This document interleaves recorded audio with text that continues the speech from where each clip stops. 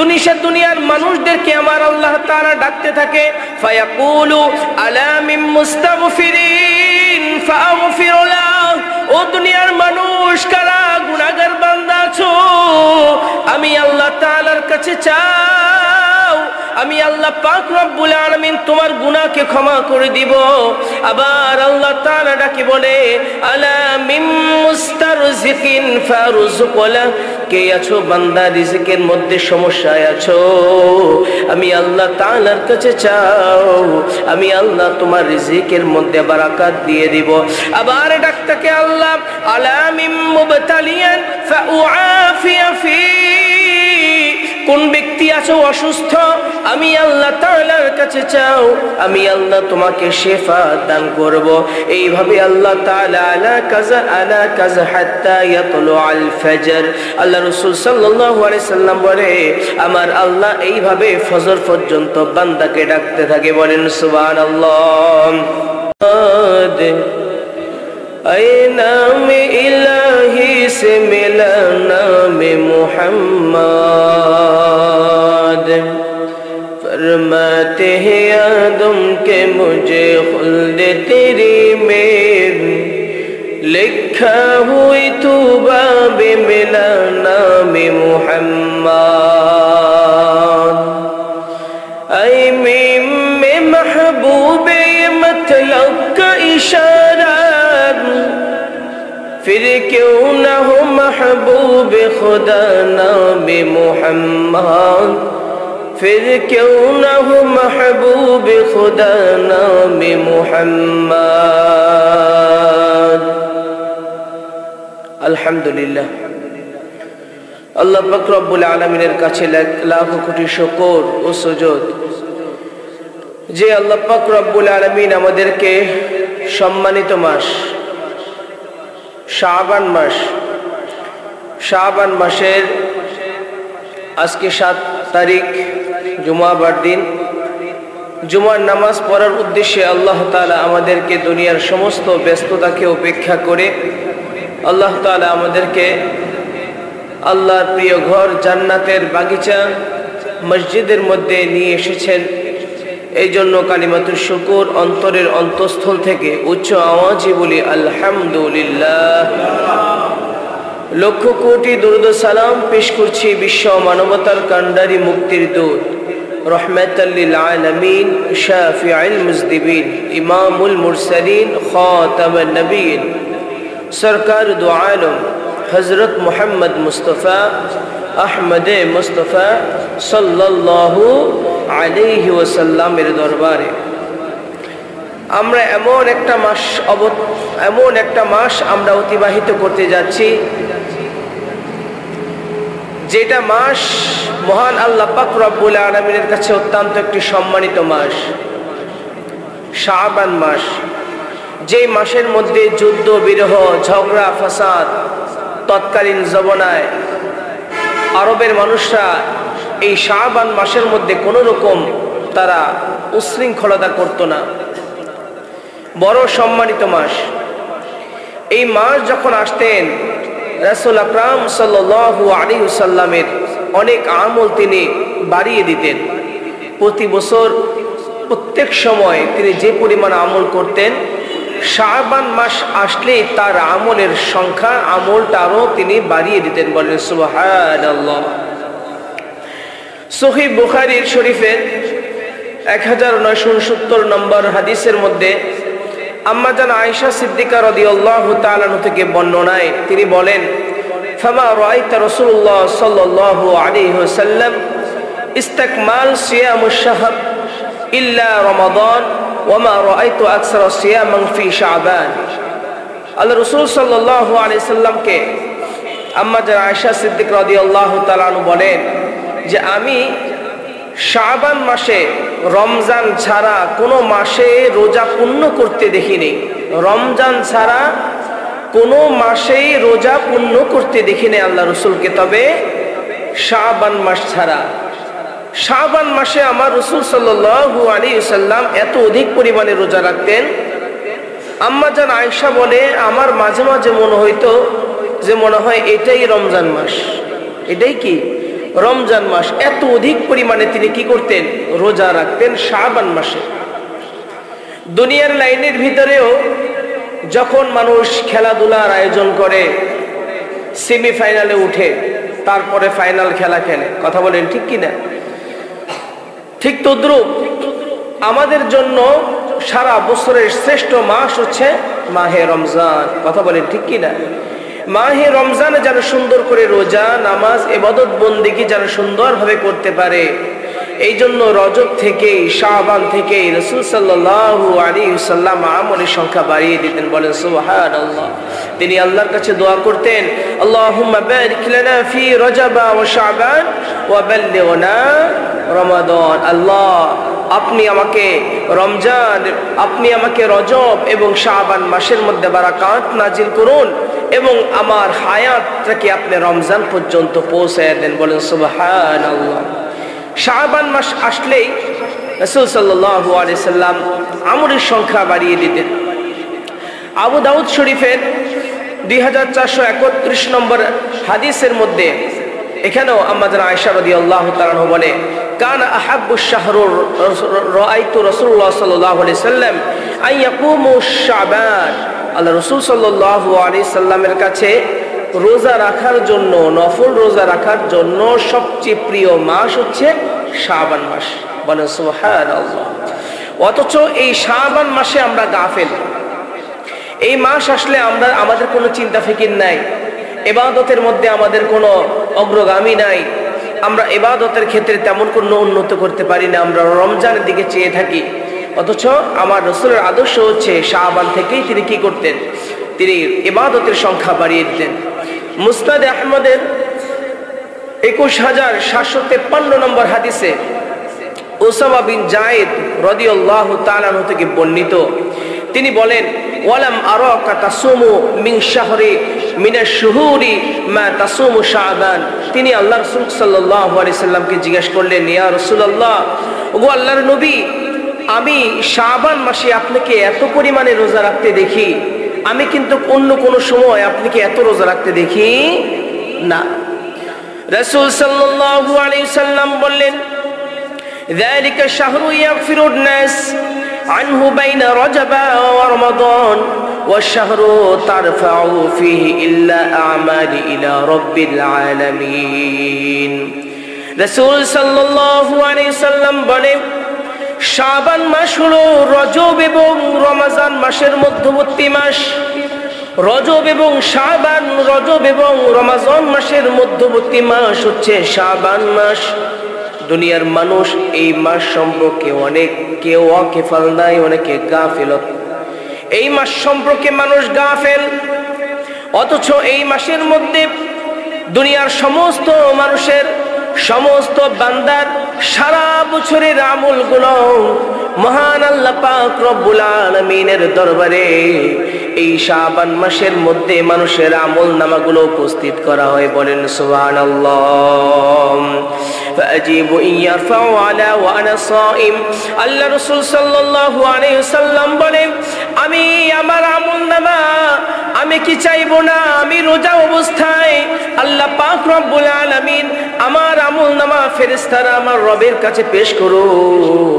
আমার ইবাদত করা অবস্থায়, আমি রোজা অবস্থায় আমি চাই, আমি রোজা অবস্থায় আমার আমল নামাগুলো আমার রবের কাছে পেশ করা হোক। বলেন সুবহানাল্লাহ। শাবান মাসের মধ্যে অধিক পরিমাণে রোজা রাখতেন রাসূল সাল্লাল্লাহু আলাইহি ওয়াসাল্লাম। এই জন্য রাসূলের আদর্শবান উম্মতরা শাবান মাস আসলেই রোজার সংখ্যা বাড়িয়ে দেয়। যারা রাসূল সাল্লাল্লাহু আলাইহি ওয়াসাল্লামের আদর্শের উম্মতরা, তারা শাবান মাস আসলেই অধিক পরিমাণে আমলের সংখ্যা বাড়িয়ে দেয়। বলেন সুবহানাল্লাহ, সুবহানাল্লাহ। সহিহ ইবনে হিব্বান হাদিসের 5656 নম্বর হাদিসের মধ্যে রাসূল সাল্লাল্লাহু আলাইহি সাল্লাম বলেন, ইয়াতলু আল্লাহু ইলা খালকিহি ফি লাইলাতিল নিসফ মিন শাবান ফায়াগফিরু লিজামি'i খালকিহি ইল্লা আল মুশরিকি আও মুশাবিহান। আল্লাহ রাসূল সাল্লাল্লাহু আলাইহি সাল্লাম বলে, এই মাসের মধ্যে এমন একটা রাত আছে, এই মাসের মধ্যে এমন একটা রাত আছে, এই মাসের মধ্যে অর্ধ শাবান, শাবান মাসের অর্ধ তারিখ 14 তারিখ দিবাগত রাত, এই রাতের মধ্যে অর্ধ শাবান অর্থাৎ শবে বরাত রাত, এই রাতের মধ্যে এই শাবান মাসের মধ্যে এমন একটা রাত আছে যে রাতের মধ্যে মহান আল্লাহ পাক রব্বুল আলামিন আসমানের প্রথম আসমানে চলে আসেন। আসার পরে সমস্ত মাখলুকাত, সমস্ত সৃষ্টিগুলোকে আমার আল্লাহ তাআলা রহমতের দৃষ্টি তাকায়, সমস্ত মানুষটাকে আল্লাহ পাক রব্বুল আলামিন রহমতের দৃষ্টিতে সকলের দিকে তাকায়।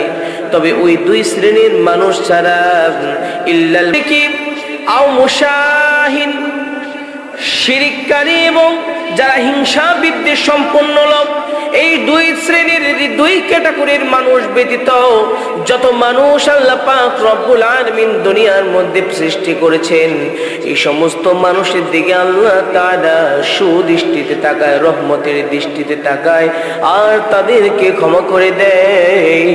আর এই দুই শ্রেণীর মানুষকে আল্লাহ তাআলা রহমত প্রদান করেন না। কথা বলেন ঠিক কিনা?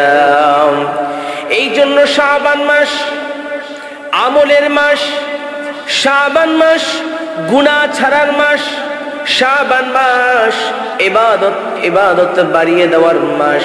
এই শাবান মাসের প্রত্যেকটা মিনিট আমি যখন অতিবাহিত করব, এই শাবান মাসের প্রত্যেকটা মিনিট আমি যখন অতিবাহিত করব, আমার জবানের মধ্যে থাকবে লা ইলাহা ইল্লাল্লাহ, লা ইলাহা ইল্লাল্লাহ, লা ইলাহা ইল্লাল্লাহ, লা ইলাহা।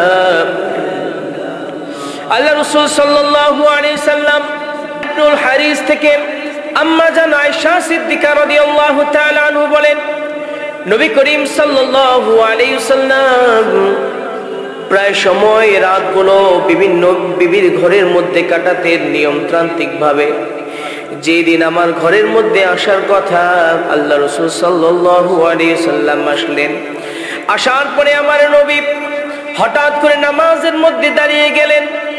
নামাজের মধ্যে দাঁড়ানোর পর আমি দেখলাম আমার নবী এত লম্বা লম্বা সিজদা দেয়, লম্বা লম্বা রুকু করে, আবার অনেক দীর্ঘ লম্বা সিজদা করে। আমি আশ্চর্য হয়ে গেলাম, কি ব্যাপার, আমার রাসূল এত লম্বা সিজদা করে, হাত পায়ের আঙ্গুলগুলো লড়ে না। আমার নবী এত লম্বা সিজদা করে,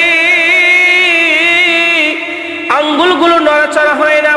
আম্মা জান আয়েশার অন্তরের মধ্যে কম্পন সৃষ্টি হয়ে যায়।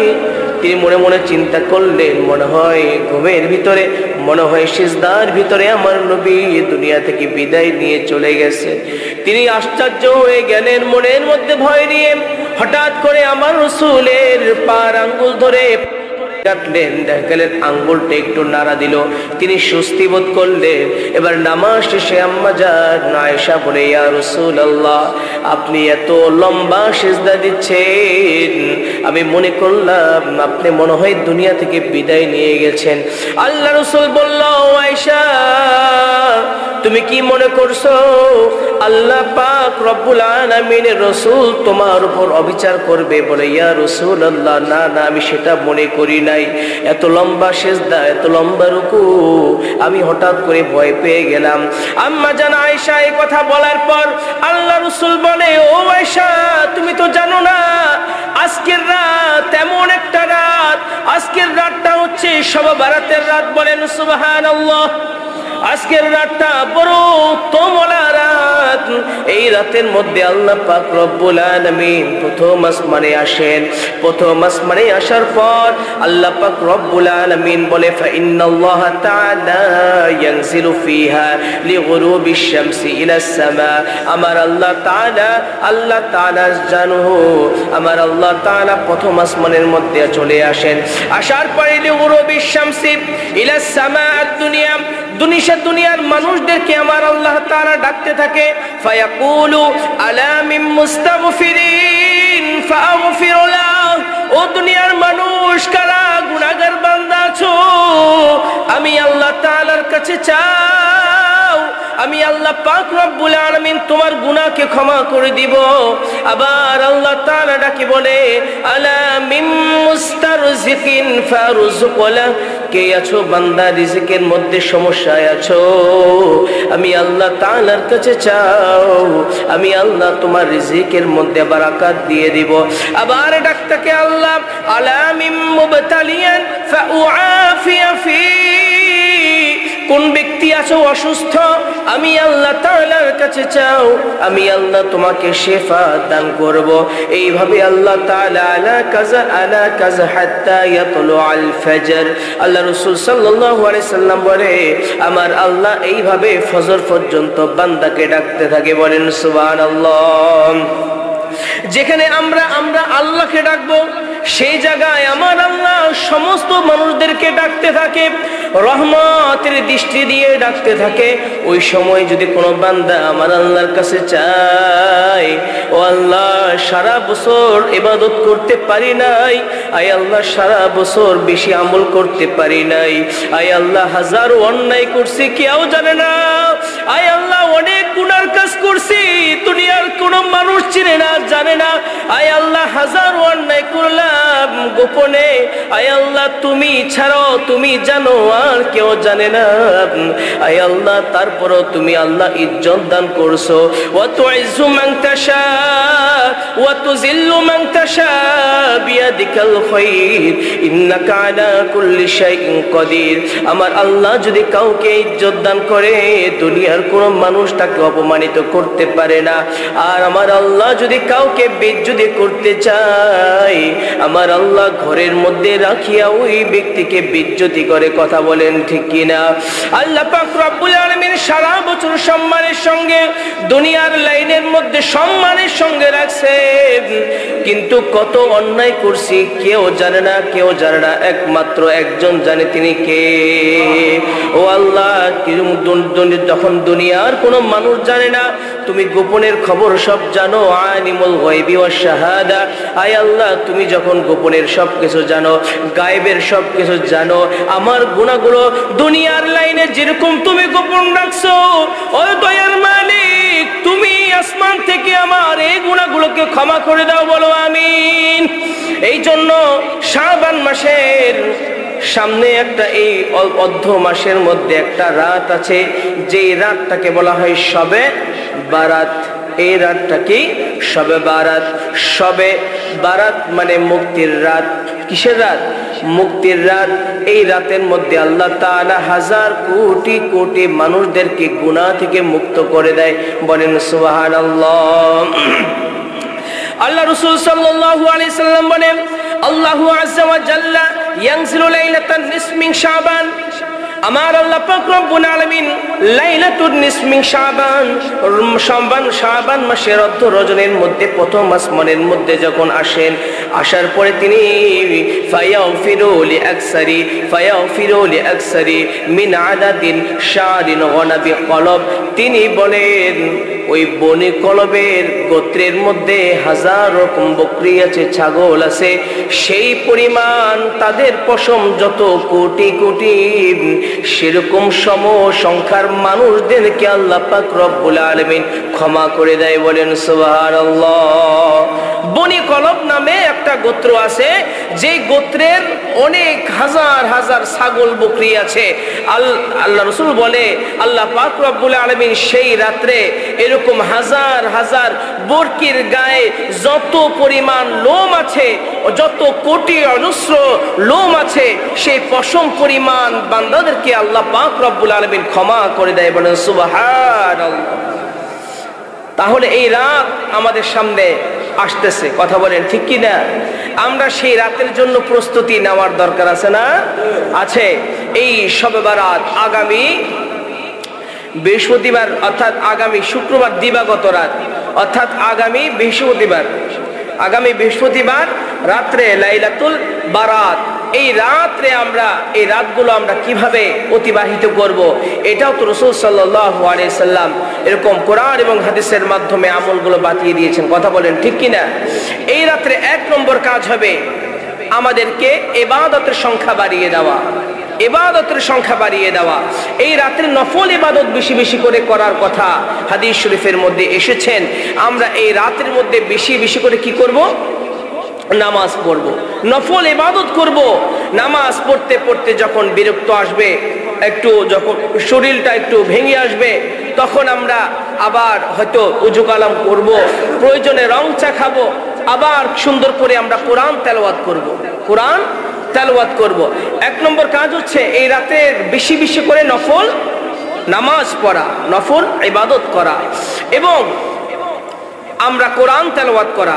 এবং আল্লাহ রাসূল সাল্লাল্লাহু আলাইহি সাল্লাম যেহেতু বলেছেন, ইযা কানাত লাইলাতুন নিসফ মিন শাবান ফাকুমু লাইলাহা ওয়া সুমু ইয়াওমাহা, সারা রাত্র ইবাদত বন্দেগী করো এবং ওয়াসুমু ইয়াওমাহা, পরের দিন তোমরা রোজা রাখো।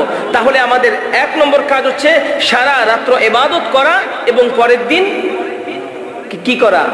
রোজা রাখা। ওয়াসুমু ইয়াওমাহা, পরের দিন রোজা রাখা। রাত্রে ইবাদত করব, পরের দিন রোজা রাখবো। এখন রাত্রে ইবাদতের মধ্যে অন্যতম ইবাদত হচ্ছে আমরা সারা রাত্র নফল ইবাদত নামাজের মধ্যে কাটাবো। নামাজের মধ্যে কিছুক্ষণ কাটানোর পরে আমরা কোরআন তেলাওয়াত করব, কিছুক্ষণ আমরা কোরআন তেলাওয়াত করব, আবার কিছুক্ষণ আল্লাহ তাসবিহ গুলো আমরা পড়ব, সুবহানাল্লাহ, আলহামদুলিল্লাহ, আল্লাহু আকবার, এই তাসবিহগুলো আমরা পড়ব। আবার তাহাজ্জুদের নামাজ পড়ব, আবার সালাতুত তাসবিহ নামাজ পড়ব ইনশাআল্লাহ। পরের দিন রোজা রাখব। এবং রাসূল সাল্লাল্লাহু আলাইহি সাল্লাম হাদিস শরীফ থেকে আরেকটা হাদিস থেকে এই প্রমাণ পাওয়া যায়, আল্লাহ রাসূল সাল্লাল্লাহু আলাইহি সাল্লাম সেই রাতের মধ্যে তিনি জান্নাতুল বাকি কবরস্থানের মধ্যে তিনি চলে যায়। সেখানে যাওয়ার পর তিনি দুহাত তুলে সমস্ত কবরবাসীর জন্য তিনি দোয়া করেন। তিনি বলেন, আয় আল্লাহ, ইন তুআযিবহুম ফাইন্নাহুম ইবাদুক ওয়া ইন তাগফির লাহুম ফাইন্নাকা আনতাল আজিজুল হাকীম। আয় আল্লাহ, তুমি তোমার এই বান্দাদেরকে বড় মোহাব্বত করে বানিয়েছো। আল্লাহ, তুমি চাইলে এদেরকে জাহান্নামে দিতে পারো, আবার চাইলে তুমি এদেরকে জান্নাত দিয়ে দিতে পারো। আয় আল্লাহ, তুমি তো গফুরুর রহিম, তুমি আমার এই উম্মতদেরকে জান্নাত দিয়ে দাও। বলেন সুবহানাল্লাহ। তাহলে এই আমল পাওয়া যায়। শবে বারাত রাতের মধ্যে রাসূল আকরাম সাল্লাল্লাহু আলাইহি সাল্লাম কবর জিয়ারত করেছেন। কথা বলেন ঠিক কিনা? কবর জিয়ারত করেছেন। তিনি শুধু নিজের জন্য দোয়া করেননি, সেই রাত্রে তিনি সমস্ত মাখলুকাতের জন্য দোয়া করেছেন, সমস্ত ব্যক্তির জন্য তিনি দোয়া করেছেন। হাদিস শরীফের মধ্যে আছে, কোন ব্যক্তি যদি নিজের জন্য না আরেকজনের জন্য যদি দোয়া করে, আরেকজনের কল্যাণের জন্য যদি দোয়া করে, আয় আল্লাহ, আমার অমুক ভাইকে তুমি আরো মর্তবা দান করো, আয় আল্লাহ, আমার অমুক ভাইকে তুমি সুস্থতার নিয়ামত দান করো, আয় আল্লাহ, আমার অমুক ভাইয়ের ব্যবসার মধ্যে বারাকাত দান করো, আয় আল্লাহ, আমার অমুক ভাইয়ের বিপদ তুমি আসান করে দাও। যখন আপনি মানুষের জন্য দোয়া করবেন, হাদিস শরীফের মধ্যে আছে, আপনার পাশে একজন ফেরেশতা আল্লাহ পাক রব্বুল আলামিন নিয়োগ করে দিবে। যখন আপনি মানুষের জন্য দোয়া করবেন, তখন এই ফেরেশতা আল্লাহর কাছে দোয়া করবে, আমিন আমিন করে বলবে, আর বলবে, তুমি মানুষের জন্য যে কল্যাণের দোয়া করতেছো, আল্লাহ এই কল্যাণ যেন তোমাকে দান করে। বলেন সুবহানাল্লাহ। তাহলে আপনি যখন মানুষের জন্য দোয়া করবেন, ফেরেশতারা আপনার কল্যাণের জন্য দোয়া করবে। বলেন সুবহানাল্লাহ। অথচ আমরা তো শুধু নিজে খাই, নিজে পড়ি, নিজের জন্যই দোয়া, কোন সময় অন্য কোন ভাইয়ের জন্য আমরা দোয়া করি না। আমাদের মনকে আমরা সংকুচিত করে রেখেছি, আরেক ভাইয়ের জন্য দোয়া করি না। অথচ আরেক ভাইয়ের জন্য দোয়া করলে সেই দোয়ার প্রভাব পড়বে কার উপরে? নিজের উপরে। তাহলে আমি সমস্যায় থাকলে আমি দোয়া করব, আল্লাহ, তুমি আমার অন্য ভাইয়ের সমস্যা তুমি কি করে দাও, দূর করে দাও। আমি অসুস্থ থাকলে আমি দোয়া করব, আল্লাহ, আমার আরেক ভাইকে তুমি শেফা দান করো। আমি আরেক ভাইয়ের জন্য দোয়া করব, তখন আমার আল্লাহ এই কল্যাণের দোয়া আমার উপর নাজিল করবে। বলেন সুবহানাল্লাহ। এই রাতের মধ্যে আমরা বেশি বেশি করে দোয়া করব।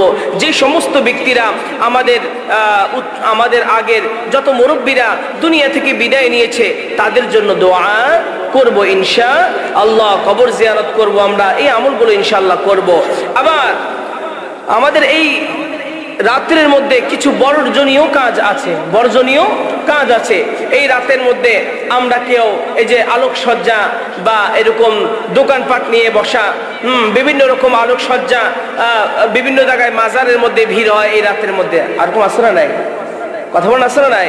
যে এই শবে বরাতকে কেন্দ্র করে কোনো বেদাতমূলক কোনো কাজ করা যাবে না। এই রাত হচ্ছে ইবাদতের রাত। এই রাতটা কি?